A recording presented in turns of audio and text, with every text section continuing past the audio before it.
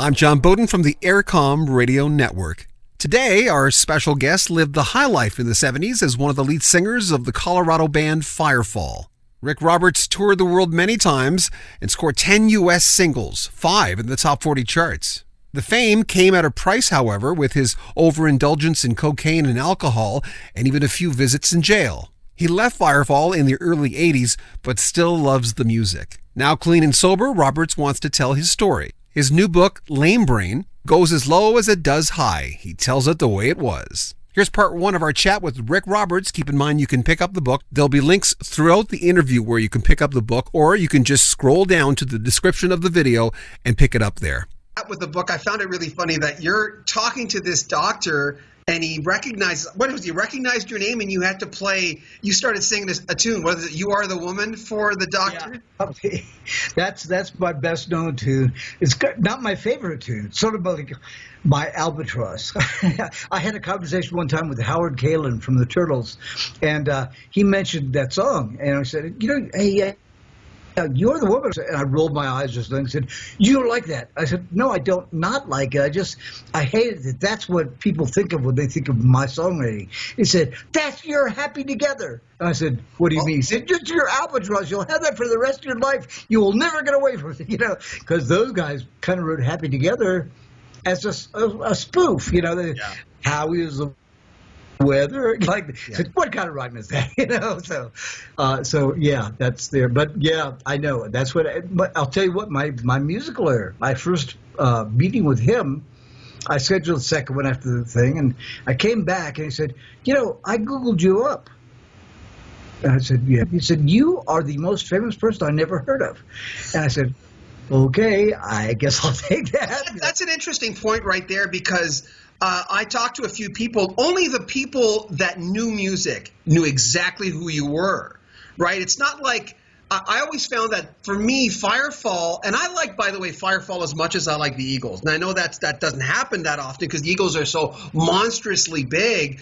But like the Eagles, I like the fact that Larry would sing some tunes, and I know your songs are the ones that became the singles, but I like the fact that it went back and forth, and there was an ingredient in Firefall I didn't quite get in the Eagles. I don't know if it was the way you wrote, the way that Larry wrote, because you guys were the same and yet different in a lot of ways. But I find that the people who know music know exactly who you are. Well, the thing with Larry, and I appreciate that, and I'm glad that's true.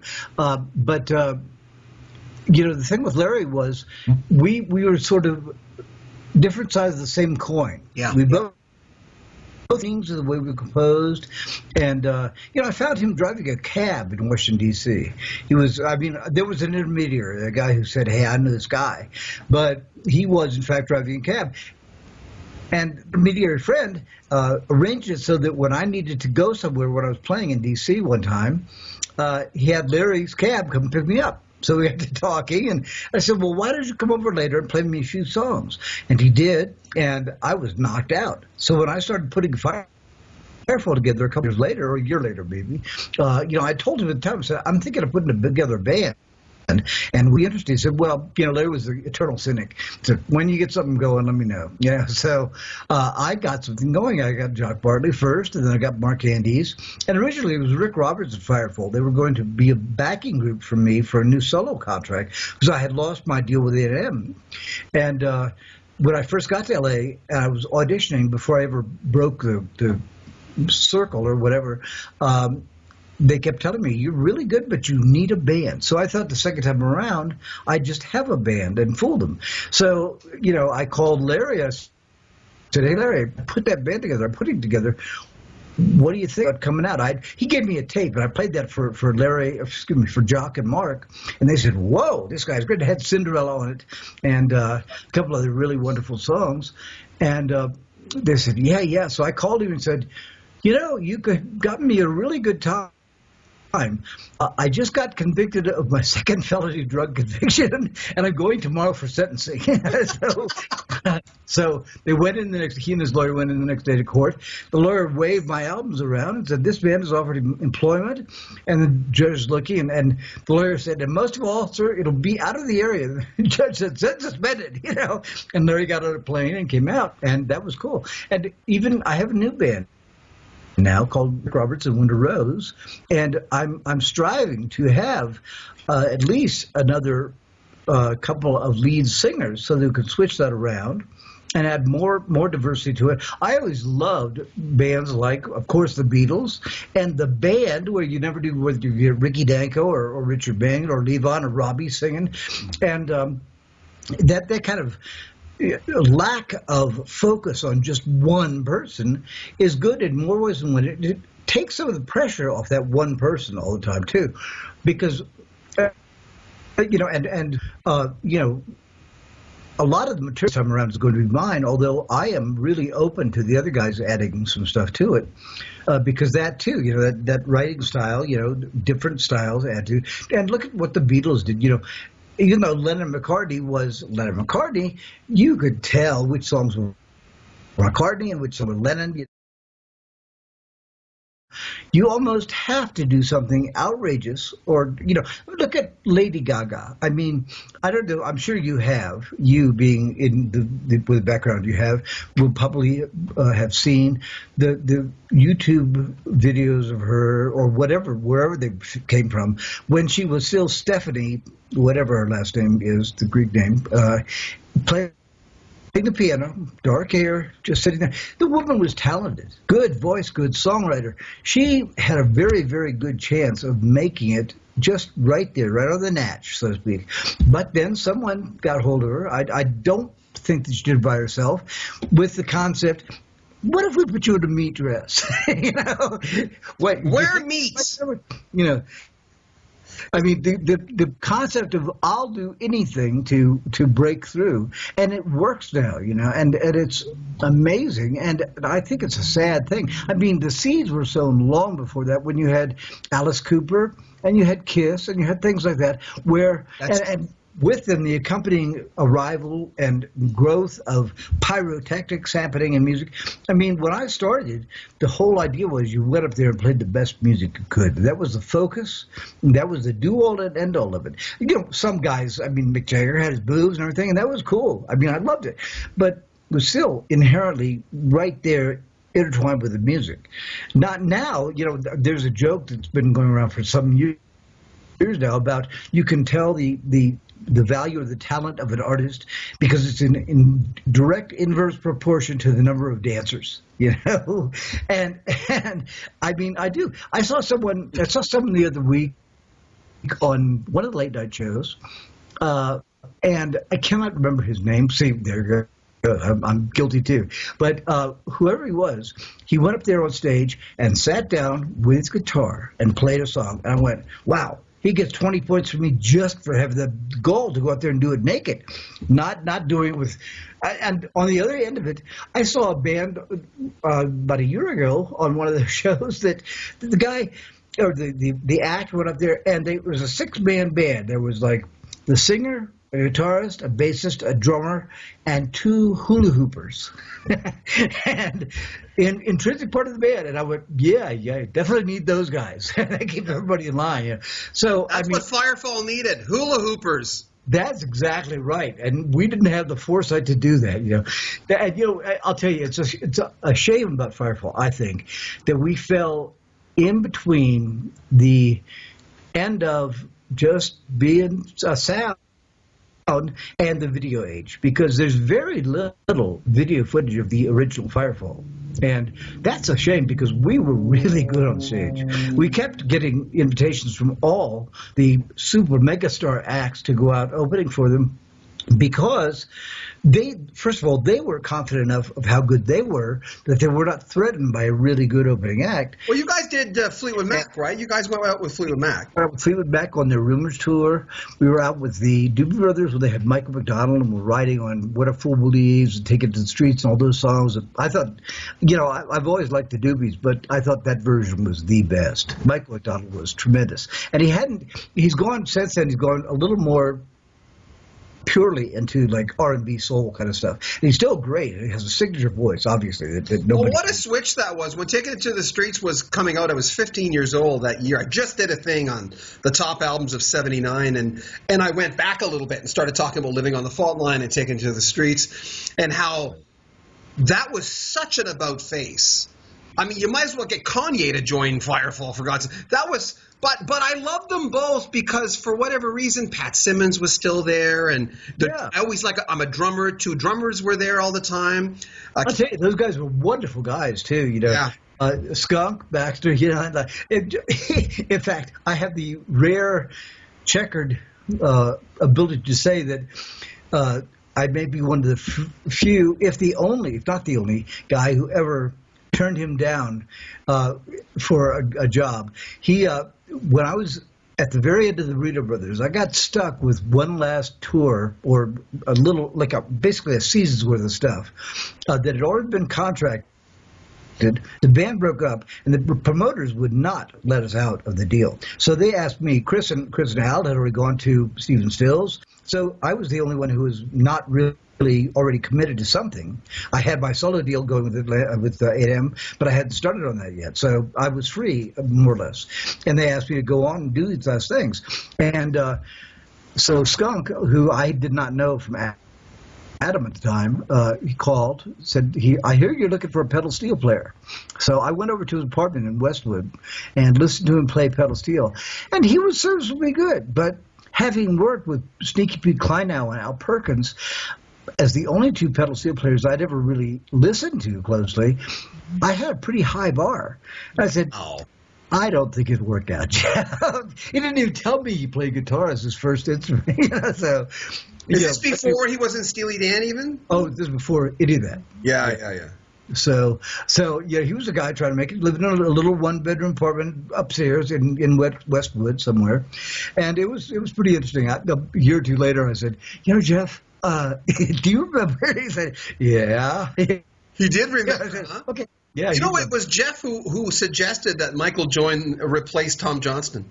It was really? Yeah, it was actually him. I was doing research on the top albums of '79, and I vaguely remembered the story because when you're a young radio guy wanting to get radio, you just soak it all up. And that's the thing about, for instance, when Firefall came out, I remember being frustrated by not having that much information of the band. For instance, I know this was Jock's idea, right? The cover. Yeah. In fact. It's still one of the. I mean, I know people either love it or hate it. To me, it's still one of the most beautiful album covers I've ever seen. Yeah, he did an art conception for that.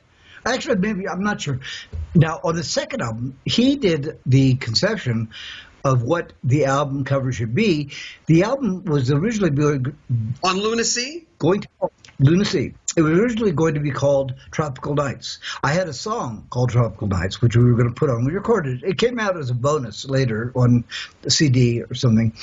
But nonetheless, when we did the album and we had the album done, we thought we had to remake a few things, but we got ready to turn it in, and we realized that Tropical Nights as a song did not fit on that album. But it was really good. We planned to use it later. So we didn't want to use the title of the song without the song and then have the song show up later. So we said, well, what else could we call the album? So, okay. And I decided, I came up with the name of what was happening down in Miami where we were recording at that time, which was Total Lunacy. So I thought, Lunacy. Oh, wait, Lunacy. Hey, okay.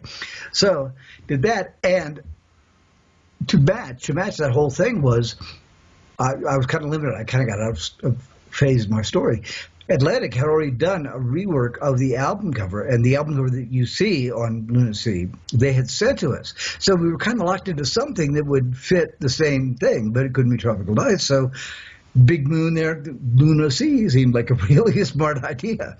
And in fact, on that same, on the CD of Lunacy, they have Jock's Tropical Nights cover on the inside of the flap. I don't know what to call those things on CDs, because you and I both grew up the year of record albums. Yeah. When we kids used to sit around for a whole afternoon and peruse an album cover and read all the credits and all the the players and all this stuff. There was a whole experience just to do that. Well, I got to tell you, see, looking at this, and I can actually go back to when I was 15, 16. No, I was 17, I think, when this came out. I remember remember looking at Larry, and I quickly figured out that you guys both sang. Like, you're talking to the 17-year-old version of me now. And I remember looking at, okay, Rick Roberts, and going, Rick seems like the guy you're going to get along with. But, you know, and it's strange. I know from reading Larry was a character, and I can tell by his pictures, you know, he's almost like especially there. I mean, geez. Yeah. But I remember thinking, oh, I don't know. And then, of course, I've only got I've got all your CDs, but and then Larry here is wearing the dark shades. I'm going, no, still, Rick looks like the nice guy of the band. And then I read your book and I went, well, you were the nice guy of the band, sure, but, you know, there's two sides to every story, right? Right. Well, you know, it's a weird thing. Larry and I, we didn't get along for. But you invited Larry, and you say you two didn't. We didn't get along because Larry is a brilliant man. He's a very, very intelligent man, and very pragmatic, and also, you know, he was a diabetic, and I thought he had always been a diabetic. I found out a few years ago that he only acquired diabetes right about the time he came out to join Firefall. So he was a very negative guy. And one time I finally confronted him. I said, why are you so negative? You would find, you know, when people say every cloud has a silver lining, you would be saying every silver lining has a cloud. You know, I mean, just glass half empty guy, definitely, or all the way empty. And he looked at me and said, hey, if you had diabetes, all you had to look, or he didn't say if you had diabetes, if all you had to look forward to was going blind or losing your legs, you'd probably be pretty negative too. And I was shocked because I also wasn't that knowledgeable about diabetes and long-term effects. But, you know, it has since turned out, Larry has told me in years between then and now, we're now very, very good friends. We were friends then, you know, but there was always a tension that was happening. And Larry he was still sort of practicing just like Tommy Johnston. He was a junkie. And a diabetic junkie is a weird combination because easy access to needles. But nonetheless, he's all cleaned up and everything. But he told me years after the fact, he said, Rick, part of it was you had always been one of my favorite songwriters and everything. I was awed to be in a band with you. I couldn't just sit down and be yeah, Rick, whatever you say. So I had to stand up for myself. But Larry, not that at all. You didn't have to stand that much up, you know. But Firefall, there were a lot of things. I mean, Larry and I and Michael Clark, all three, were into serious substance abuse. I mean, I did mountains of cocaine, as you've read in the book, you know. My excuse was when I got coked up, I wanted to write songs. And most of my hits, I wrote wired to the gills. I mean, see, that really surprised me when I'm going, you were saying in the book, I'm paraphrasing, of course, that you profited from cocaine, but not because you sold it. Basically because you could write songs on it, where you didn't really party per se. You wrote songs. Yeah, that's really what I wanted to do when I got wired up, or when I started sniffing coke. I wanted to get away from people, go home to my guitar and sit down. And, you know, I mean, it had some really interesting results. I after the first album down in Miami, we made it at the end of 1975. We came home. I went back down there a few weeks later. I had met a woman down there, and her name was Debbie Jacobs. She was really a wonderful young lady. As long as it wasn't Loretta. No, that was much, much later.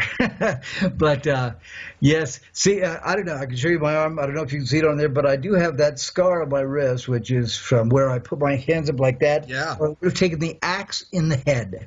But nonetheless, anyway, no, this woman was much more sane. Nonetheless, I went back to Miami a few years later to sing and play on Chris Hillman's Sail Away. No, Slipping Away album. Sail Away was my song. Anyway, and at that point, I brought her back to Colorado with me. So we had known one another for only a short time, but it was, you know, go for it time as a young 25-year-old guy. And so I had been on a binge, a songwriting and cocaine binge for about 4 nights. I was up most of the night, get a couple hours sleep, come back and hit it again, you know.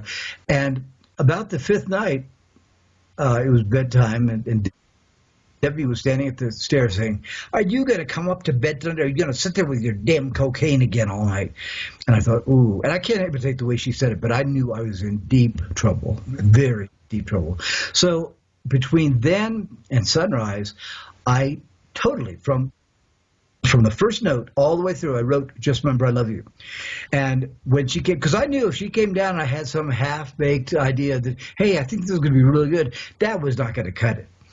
But if I could play her something that was reasonably finished. So she came down and In the morning, she came down, and I played it for her, and she said, "That's pretty good." I said, "Yeah, I think it's pretty good, too."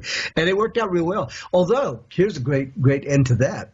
When we did the album, the Lunacy album, which is where Just Remember is, we turned it in, and the guy that we worked with at Atlantic was a guy named Jim Delahan. And after we had sent them the master tapes, he called me and he said, "Rick," he said, "you got a song on this album. It's a smash hit."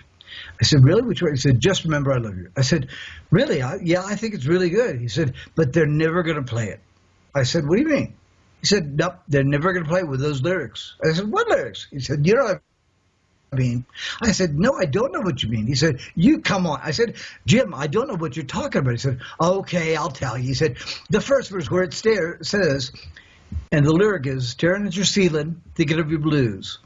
And he said, "The first verse where it says, staring at your semen, thinking of your bruise." And I went, "What?" And that's right. And he said, "Don't explain, don't explain. Either you take those, change those lyrics, or it's not going on the record." And I said, "Okay." So I waited about 2 weeks, or we did. I told the band, they all went, "What?" So, and we waited a couple of weeks, and then we sent him the same tape again with a lyric sheet. And he called me back and said, "Magnificent, that's great. Now that wasn't so hard, was it?" And I said, "It was easier than you will ever know." So there you have it. So, that is a classic story. that Rick Roberts, today, you go back to, I don't know, your mid-20s. Knowing what you know today, whatever you say, could you have made a difference to the younger Rick Roberts? Would he have listened? You know what? I don't know that I would listen. I was very headstrong, and as every headstrong kid, and maybe every kid for all I know, I knew everything. I'm right. How could anybody else be right? I'm right. Kind of like a young Donald Trump, I guess. But no, you weren't. just got that there. Anyway, the thing is,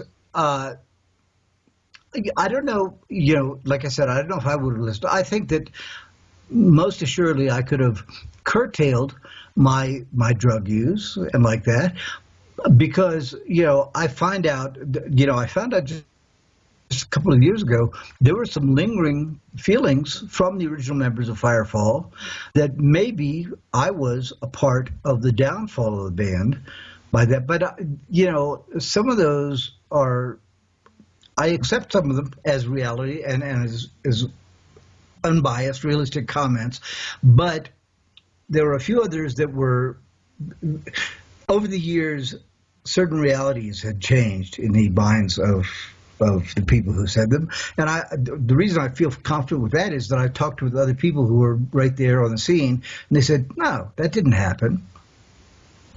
Like I was confronted with the fact that one of the guys in the band told me, I had to make out 3 sets every night for the band, for every show. One that we wanted to do, and one if you were too high, and one if Lyra was too high.